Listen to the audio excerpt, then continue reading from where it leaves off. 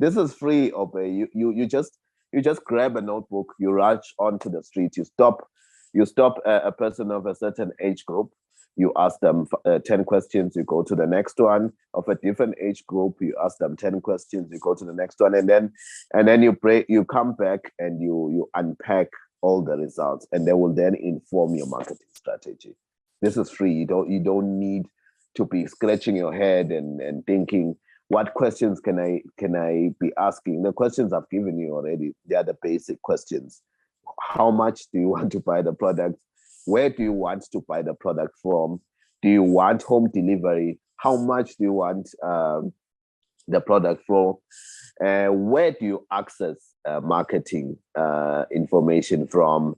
And basically that's the long and short of a market research.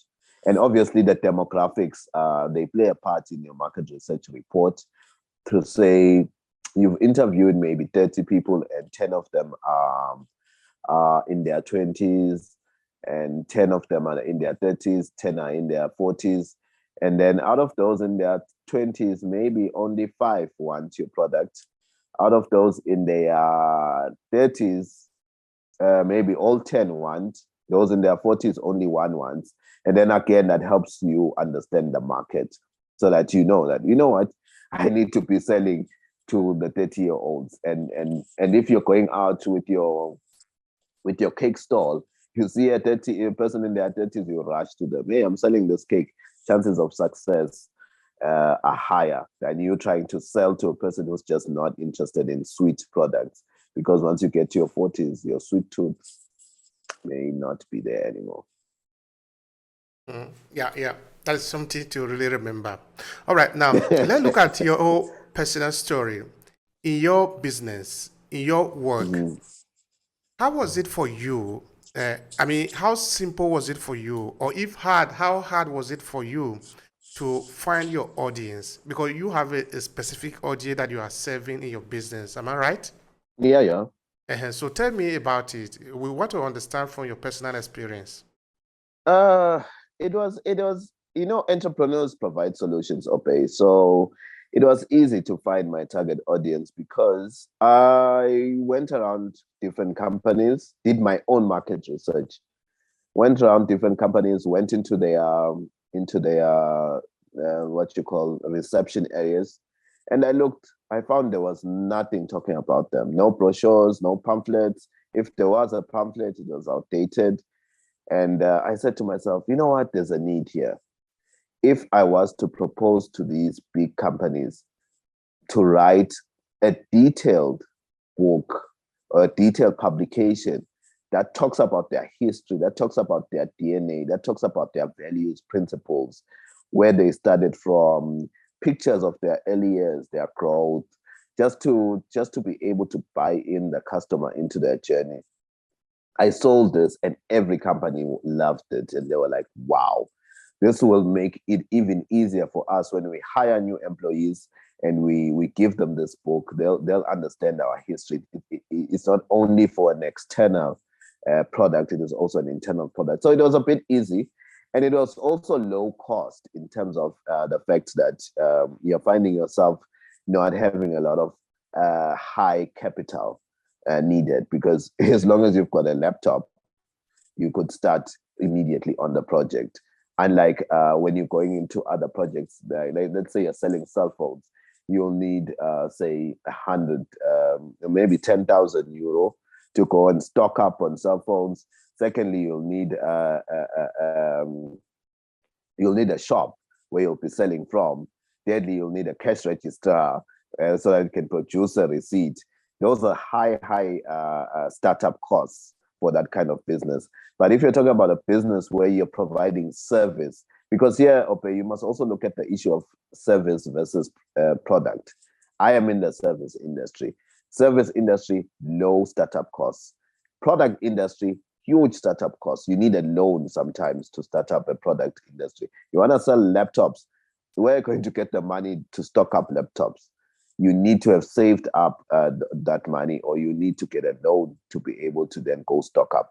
But with the service industry, if you're a marketing professional and you're coming here with solutions, the solutions are here. The solutions are they're in a book.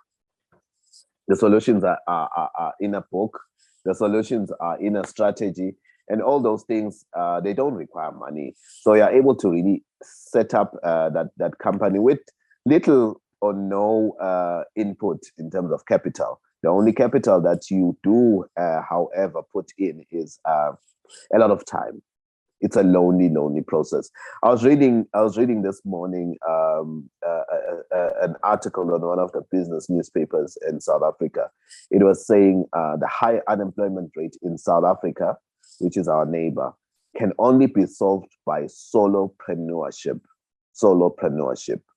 Solopreneurship being you starting up your own business on your own, providing a service or product to your customers, and not really going on a lot of high startup costs. And they are driving people to now start thinking about that. Start thinking of self-employment. Sorry, before you continue there, because that is very vital. What you read is South Africa. Because I think it's not a problem, it's not a solution only to the South African people. It's a problem to the whole of Africa, particularly the time that we live in today. Because I find it very interesting. That's why I just say, let me just add this to it before I forget it. Because this is actually the solution. Because the economy has changed. It's a global phenomenon. But for us in Africa, because we have a demography that is characterized with the young people, solopreneur is a solution to African problem. In that we should start looking at how can we provide solution to our problem. Let's begin to look at the problem as your problem, my problem. What can I do to solve this problem? What can I give to the people to help them so that they can, in next year they can give me money? You see, this is different from the argument that we have had up until now, where we usually say the government should provide the job. No, in Nigeria we say this a lot. No, the government should do this, the government should do that. Now, when we do that, we are selling our power away because we are appearing as if we don't have power, we can't do anything. If the government is not there, we are going to die. But it is not the case. The people, particularly the young people connected to the international grid, have the possibility. I'm doing a lot of interview with a lot of Nigerians now in Abuja, in Lagos, in another part of the country, who are doing something incredibly beautiful. That they are setting up their own businesses. And this is the solution. Please carry on. It's very important.